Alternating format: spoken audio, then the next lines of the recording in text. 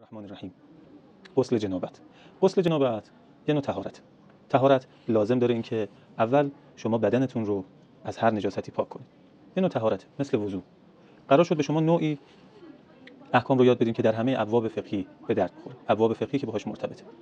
پس این رو باید بدونیم که آب رو باید به پوست برسه. طهارت ما دو نوع داریم. یه طهارت به واسطه خاک و یه طهارت به واسطه آب هست. آب همیشه اولویت داره نسبت به خاک. خیلی خوب. اگر بخوایم این آب رو به بدن برسونیم باید بدونیم که هیچ مانعی بین آب و بدن نباید باشه. این قاعده رو که یاد گرفتید حالا یاد میگیریم که آقا خالکوبی اگه روی بدن باشه عیب داره یا عیب نداره.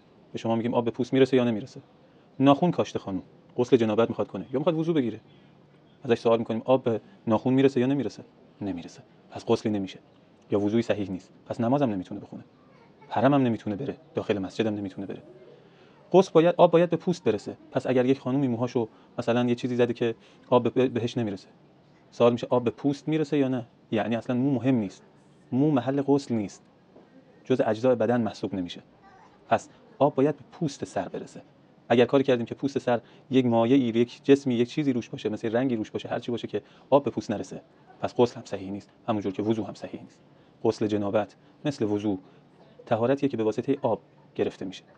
پس تتو کردن، اگر این میره زیر پوست، رنگ میره زیر پوست، آب به پوست میرسه، پس مشکلی نداره.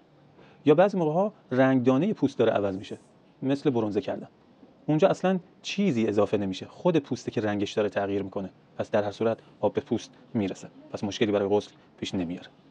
این احکام غسل در آب رسوندن به بدن. اینکه غسل با چه چیزایی باطل میشه، با چه چیزایی باطل نمیشه، اونها مسائل دیگه. با چه چیزایی واجب میشه، با چه چیزایی واجب نمیشه، اونها مسائلیه که تو کپشن براتون می‌نویسم.